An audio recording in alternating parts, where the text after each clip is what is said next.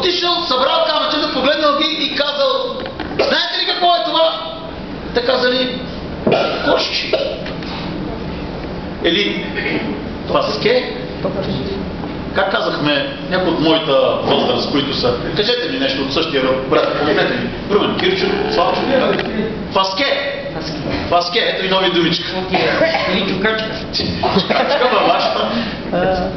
Децата се усмихнали и казали: ела да кажем да ги има още.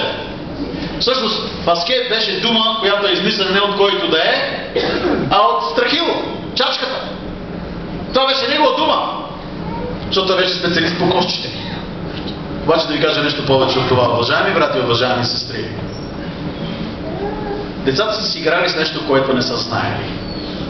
Те са могли да си играят на кошки, но не са знали безценността на това, което имат в ръцете си. Моля ви да сте внимателни с това, което ще ви кажа секунда. Често пъти ние идваме на църква и си играеме на религиозни игри. Без да знаем, че това, което държиме в ръцете си, е безценно и неизмеримо, необятно и неповторимо. Често пъти в нашите представи, мога да кажа, детски представи, макар и да сме на възраст, някои от нас над 70-те, продължаваме да се държиме по-детински. Знаете ли това, кое е и какво носи в твоя живот? Може да си поиграеш тази сутрин с религиозни представи, да покажеш себе си по-добър специалист в фаске или коска. Обаче, ако знаеш ценността на това, което може да плати цената на твоя живот, на твоите грехове и дава вечност, осигурява вечност, тогава с неизмеримо поклонение и умиление в сърцето си ще кажем в кротост и смирение: нека да бъде Твоята воля, Господи. Амин. Нека да бъде Твоята воля, Господи. Амин. И както обикновено, от предишните няколко седмици, братята, проповедници, колегите ми се шегуваха: какво ни очаква тази сутрин? За десятъка или кохелет? Така че кохелет тази сутрин продължава. Колко това знаят какво беше кохелет? Тежко и горкоти, пасторе, цялата църква никой не знае какво е кохелет. Ами, това е пета служба, когато ви говоря за кохелет. Пета проповед ви говоря за кохелет. Кохелет, преведено на български, означаваше, дай си бележи Кестир, двойка за днес.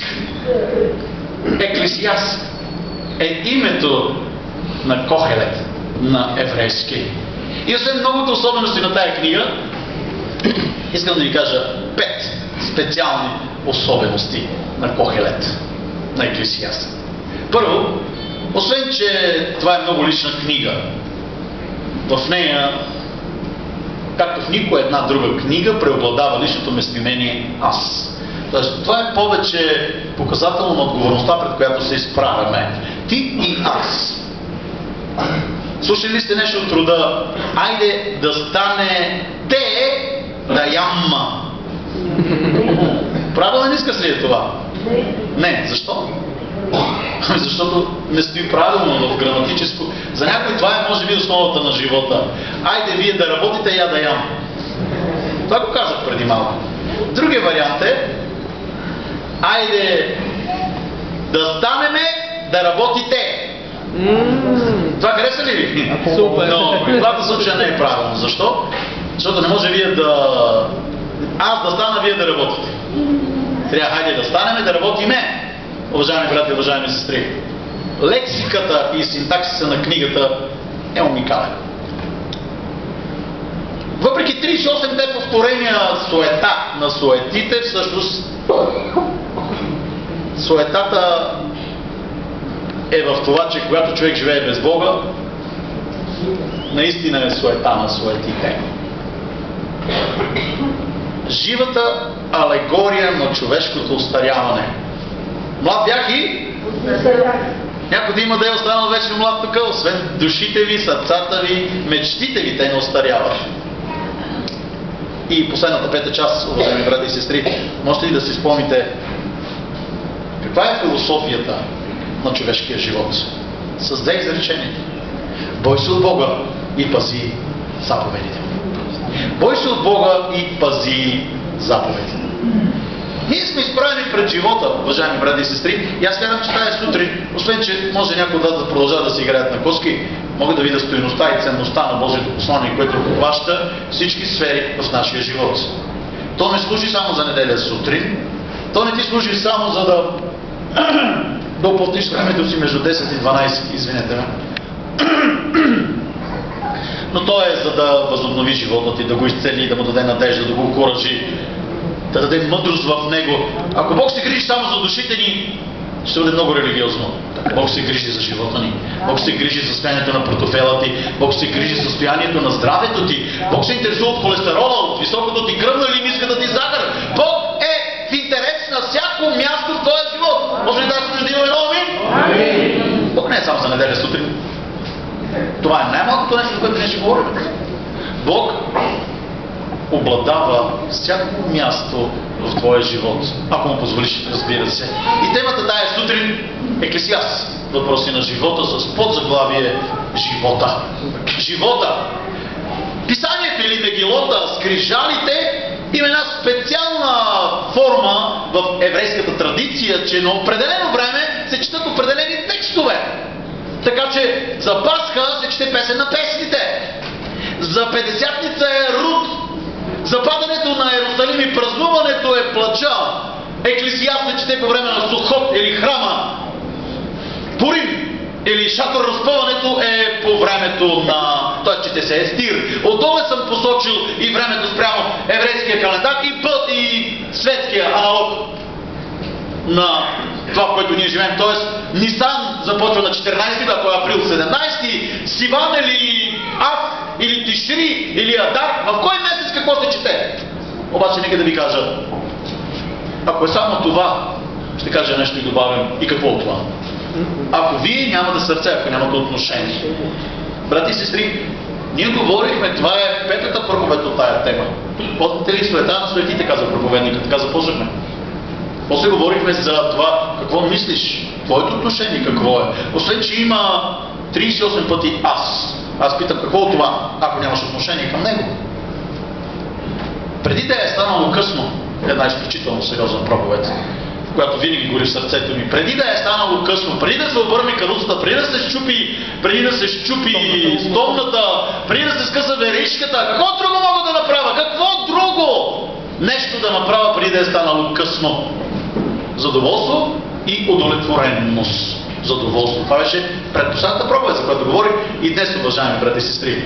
За живота говоря. Над слънцето.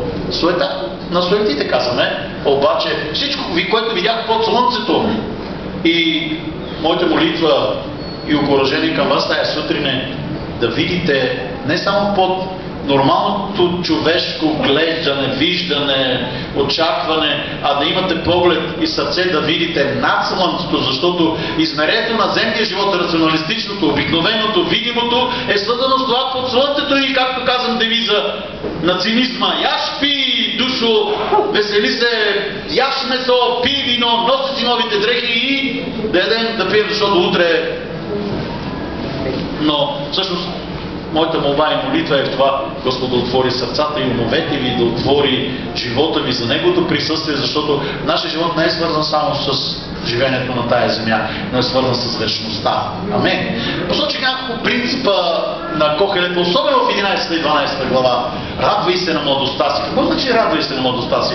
Да ядеш и да пиеш и да изпадаш в какви ли не оргии? Не, това. Радвай се и весели се да можеш да оценяваш всеки един миг, защото няма как да го върнеш назад време. Брати и сестри, ако посееш плевели, ще пожънеш. Ако баластра посееш, баластър ще жънеш. Няма как. Това, което сееш, се отразява в живота ти. Младостта е много променлив, но и много важен период от живота. А тогава какво да кажем за възрастните? Какво да кажем за средната възраст? Всеки един миг от живота ти е ценен да го живееш с пълното проумяване, както казва Писанието, премахни омразата и ненавистта. Защо да тромиш себе си? Защо да влизаш млад в гроба? Защо да качваш кръвно от неща, които просто няма смисъл? Радвай се, пей на Бога, спомни Създателя си, помни го от дните на младостта си. Придай смисъл на живота си, открий силата на смисъла. Защо да живея? Какъв е смисъл от това, което правя? Дали правя нещо, с което само да мисля за стомаха си? Или правя нещо, като за другите какво да кажа? Ами, какво Бог казва по въпроса? Как е твоето съзнание? Братя, сестри, ние можем да храним себе си с хубава и отбрана храна. Обаче, едно е да ядеш, а друго е да се храниш. Или на български, на разложки, едно е да плюскаш, друго е да ядеш, да се храниш. Братя, сестри, приятели, моля ви, когато ние се храним с Божието Слово, то не е обикновено Слово, то може да промени живота ти. В него има изцеление, в него има надежда. Ако те боли главата и очакваш да изпиеш едно хапче, едно мъничко, нищожно хапче, което е в сравнение с твоите килограми, ако хапчето е по-малко от грамче, а ти си само 100 килограма, можете да си представите, че една 10 000 част от твоето тяло, малка част от това хапче решава твоето изцеление. А колко повече Словото Божие, което е неизмеримо и необятно, може да промени и цели живота ти, видението. И това е това, за което говоря тази сутрин. Погледа над слънцето. Придай смисъл на твоите отношения. Придай смисъл на това, което правиш. Придай смисъла чрез ценности и вяра. Вяра в Бога, в истинския Бог, жива го Бог, Бога на вечността, Създателя, Твореца. Вярата в Бога е явление характерно за всички времена и народи. Тя е заложена в човека. На човека е дадено да вярва. Въпрос на него лично отношение, дали той ще продължи да вярва или ще откаже от това да вярва и да бъде посветен истински на Бога. И оттам се раждат и религиите, уважаеми брати и сестри в Господа. Като не предаваме сърцето си истински на Бога, тогава ние си измисляме тълкования и оправдания, в които да оправдаваме нашите виждания, а не Божите принципи. И това е едно от правилото на истинската църква и на истинския последовател. Няма друг вид християнство, освен само едно християнство, което се явява последователи на Господ Исус Христос. Амин? Амин. Ти и аз сме последователи на Господа. Не религия, не на църква, не на институция, не на пастори, не на проповедници, но на Господа. Ако истински познаваш и служиш Господу, тебе не е нужно някой да те учи. Защото святия ще те научи на верни неща. Другото останало е измислица. Съвестта ти работи и тя е твоя съдник. Съвестта не зависи от нашата воля. Ние не я коригираме, а тя нас коригира. Следователно, не произхожда от нашето мислене. Ти говори, тя говори, че един ден нашите постъпки ще бъдат съдени и тя е Божия глас в нас. Не учи ли ви Божието Слово на това, за което говоря сега? Че моралните стойности са важни, но не са достатъчни за спасение. Ти можеш да знаеш, че не трябва да крадеш. Ти можеш да знаеш, че не трябва да прелюбодействаш. Ти можеш да знаеш, че трябва да си плащаш данъците. Ти можеш да знаеш, че трябва да уважаваш възрастните. Но дали вярваш, че Господ умря на кръста за теб и за твоите грехове? Това е основата, на която не попощаваме. Слагаме нашите морални устои и ценности. Живей с мисия, движи се с приоритет, обновявай силите си, придай смисъл на това, което правиш, бъди близо до Бога. Личен контакт с Господа е основата на спасението. Придай смисъл на живота си, придай смисъл чрез ценности и вяра. Братя, сестри, какво ни ползва от това, за което говоря? Понятия като морал, нравственост, съвест са относителни и губят своя смисъл в едно общество като това. То налага ценности.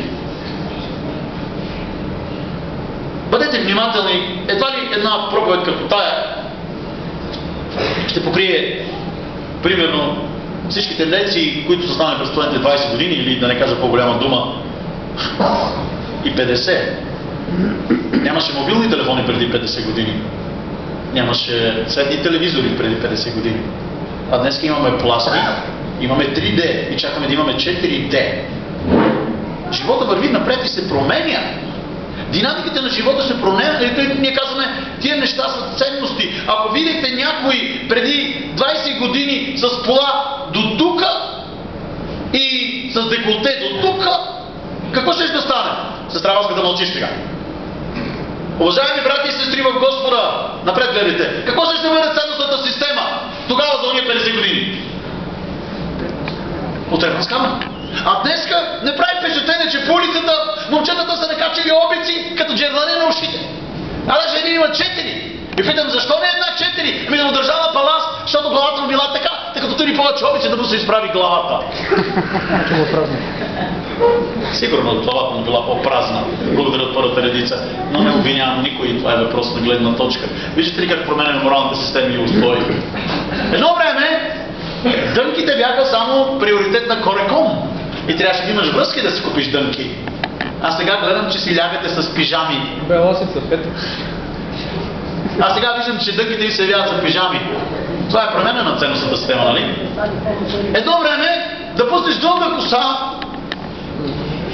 беше равносилно на хипарско отношение. А днеска виждам не само дълга коса, виждам ала петел, ала роз, ала кокошка, ала тиган, ала паница, ала американска, канадска, ливада и така нататък.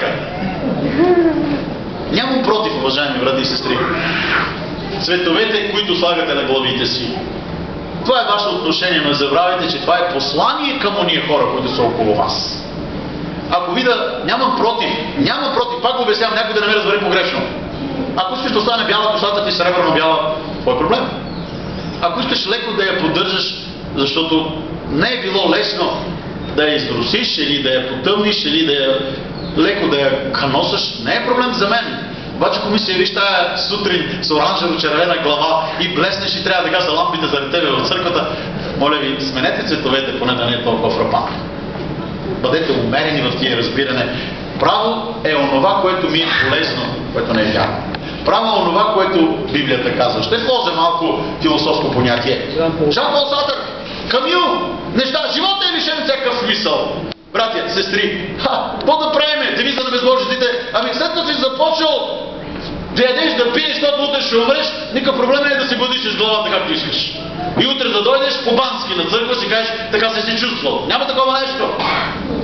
Няма да продаваме поли тая сутрин, защото искаме да кажем на хората, че в случай ли е необходимост, както Камил казва, или Жак Моно, най-накрая човека разбира, че е сам в огромното безразличие на Вселената, което не е вярно. Безразличие на Вселената от към страна на природата? Не. Твореца има план за теб. Нещо повече, Божите очи се обръщат, обърнете внимание, Писанието ни го казва. Не ни го казва някой философ, ами Божието Слово казва, Божите очи се обръщат къде? Насам и натам. Насам и натам. И какво правят Божите очи? Търсят. Какво правят? Какво търсят? Какво търсят? Човек. Човешко сърце. Не търсят куче, далматинец, котка или мишка, хамстер или GSM, кола, или търсят човек със сърце. Имате ли сърце тая сутрин? Човек със сърце, чието сърце и ум да бъде съвършено благоразположен към това, което Бог иска. За смисъл на живота не трябва да се пита, да се отговаря, поемайки отговорността пред живота. Суета от суетици. 8000 студента от 400 университета в САЩ са изследвани от Джон Хопкинс университет Ресърч Център с един единствен въпрос. Кое е най-важното нещо в живота? Дай се ми това поставя на първа точка. Кое е най-важното нещо в живота? Кое е то? Какво е вашето мнение? Сизиф. И мислещия. Вечният мислител. Заволил се да мисли, затова е вкаменен. Не карайте толкова дълго, защото може да се... Освен мислене трябва и действие. Се надявам, че тая сутрин след 11:30 ще започне действие във вашия живот. Амин. Сега се успокойте и мислете, здраво мислете, след това здраво работете. 16% от тия, които питат, отговарят. Парите са най-важните неща. Обаче 70% от тия млади хора в университетско или академично образование отговарят на въпрос, като казват да намеря смисъл. И моят въпрос не е само към младите, не е само към академично мислещите, а към всеки един. Намерил ли си смисъл в живота? За какво живееш? Кое не е важното нещо в живота ти? Парите? Колите? Кой е смисълът за тебе? Хайде да подредиме нещата по приоритет. Кое е най-важното? Кое е най-главното? Един от любимите ми философи, Карл Ясперс, пише: хората не са болни. Няма болни хора. Те са болни от безсмислието на живота. Защото не могат да намерят смисъл в живота. Главната невроза на съвремието е безсмислие. Защото хората не искат да правят нищо. Както го споменах през изминалите няколко седмици, говоря за трите погледа към живота и към смъртта. Цинизъм, песимизъм и оптимизъм. Рик Уорън от... Да не говоря за Рик Уорън, кой е Рик Уорън, нали? Той добавя в книгата си в движещата се църква, обновяващата се църква. Той каза нещо много важно и съществено за всеки един от нас. Християните имаме голям проблем днес. Това е, че не знаеме какво искаме. Знаете ли какво искате? Знаете ли какво искате?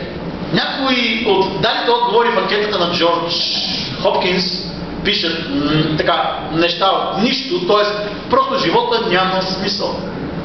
Тъжно е да прочетеш пред смъртните писма на младите хора, сложили край на живота си само с едно изречение: не намерих смисъл. Не намерих смисъл. Много тъжно и безсмислено е в разцвета на живота си да не можеш да намериш смисъл и стойност да се предадеш и да се откажеш да воюваш. Всяка следваща минута е нов шанс да преобърнеш живота си. Уважаеми брати и сестри, в едната част на живота си Еклесиаст или проповедника или Соломон пише песен на песните. Вероятно от хормоналната атака, която има в тая възраст, за да пише песен на песните. В средата на живота си пише правилата или притчи. В края на живота си пише Еклесиаст, като търси смисъла на живота. Най-умният, най-мъдрият човек на земята. Смисъла и стойностите на живота. Не знам какво му е било IQ-то, ако трябва да го измериме днеска, но казвам на всеки един от вас, главната философия на Соломон е, че Бог винаги спазва обещанията си. Да намерите правилния път и да държите. Уважаеми братя, сестри, питащия продължава да задава своите въпроси. 38 пъти повтаря думата суета на суетите. И аз казвам, че тая суета не е в превод на това, което е, защото повече при нас важи безсмисленост, безстойностност, нещо, което е кратковременно, нещо, което се изпарява мимолетно, нещо, което просто няма смисъл да върви напред. Една много хубава картинка да се замисли. Къде са тия 150 коня в тая кола, като нито един не виждам? Можете ли да видите себе си? Къде е смисъл на това? 4 по 4, 150 коня, а нито един кон има вътре. И може да му сложи малко слама да поеде. Легни, стани, яш, спи, работи, легни, стани, яш, спи. Слънцето залязва на запад, изгрява от изток, една грешка тук, пасторе. Какво ново? Отива на юг и се връща от север за вятъра. Водата се връща там, откъдето е дошла и започваме. Тук е хидрологията, горе беше метеорологията. И някой действително може да се обърка в скучността и безсмислите, но тук говорим за човек, който вижда живота до слънцето. Тоест, нищо ново под слънцето. Ясното и видимото тук е, че става въпрос за невярващия човек и ограничението е видимо под слънцето. Щом живееш на ниво видимо под слънцето, щом изгасне слънцето и ти гаснеш. А ние говорим за нещо по-важно и съществено. Трябва да действате. Двел съм ви Джобс тая сутрин, за да ви каже, трябва да сте готови да се провалите. Ако ви е страх от провала, няма да стигнете далеч. И казвам, че църквата не е само да запалиме тази сутрешната свеж, а да запалиме себе си и да гориме с ентусиазъм и с надежда да продължиме напред. Как е надеждата тази сутрин? Изглеждате ми, както брат Краси ви каза, на опашка пред данъчното или пред да си платите ток. За вярващия човек има нови неща. Има надежда на слънцето, защото има Господ, който е създател и сътворител на небесата, на земята, на слънцата. Има нещо повече. Когато Павел цитира Йов по екстравагантен начин, вън от това тяло, с очите се ще видят Господа. Можете ли да видите невидимото за очите ви? Можете ли да чуете нечуваемото за ушите и слухът ви? Можете ли да стигнете недостигнатото? Можете ли да имате порива да направите нещо, което не е правилно, да запеете песен, която не е пята, да построите строеж, две грешки, който не е строен, или по-лесният начин, ако не строя, т.е. и ако не събаря, може да се остане така и може да кара по-дълго. Уважаеми брати и сестри, това е мотива на това, което казвам. Хей, хора, искате да си намерите работа? Не стойте у вас, никой няма да дойде да ви покани, само пастор може да дойде у вас да каже, ела да свърши една работа. Само пастор може да ти изпрати SMS и да каже, ела, ти трябва да отидеш и какво? Хлопай да ти се отвори. Аз знам за вас, защо ходите в Италия. Лесно ли е да оставиш дома и семейство да идеш в Италия? Защото трябва да биеш път да отидеш и да рискуваш. Трябва да отиваш и да търсиш работа. И аз казвам, ако за невярващите има благодат, понеже ако Бог беше като слънцето да грее само за добрите и беше като дъжд да грее, да вали само на добрите, какво ще стане за другите? А ни казва, понеже всички се грешиха и не заслужават да се прославят от Бога, а Бог мисли за всеки един. Помнете какви бяхме ние преди да повярваме? А защо Бог да не огрее за другите? Ти и аз можем да бъдем добро свидетелство за останалите, но не трябва да преставате да воювате.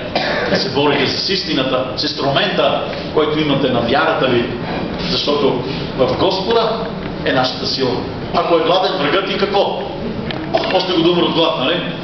Ако е жаден, викаш още го да пукне от жажда. Така ли?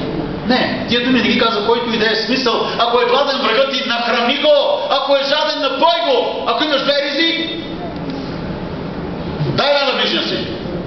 Това не го казва който да е, казва го Господ Исус Христос.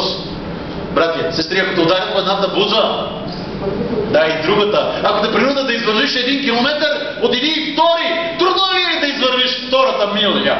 Да ходиш втория километър, както не искаш. Ако това не бяха думите на Спасителя, давайте и ще ви се дава добра, изтърсена, препълнена мярка във всичко. Хвърли хляба си по вода и ще го намериш не след много години. Братия, сестри, приятели, чуйте ме, къде е религията тук? Или ако смея да попитам за религия, за религия ли става въпрос тук? Или за повече живот? Това е любимеца на Красен Малинов. Джон Максуел. Джордж Максуел. И човек трябва да бъде достатъчно голям, за да признава грешките си. Достатъчно умен, за да печели от тях. Чуйте, той печели от грешките си.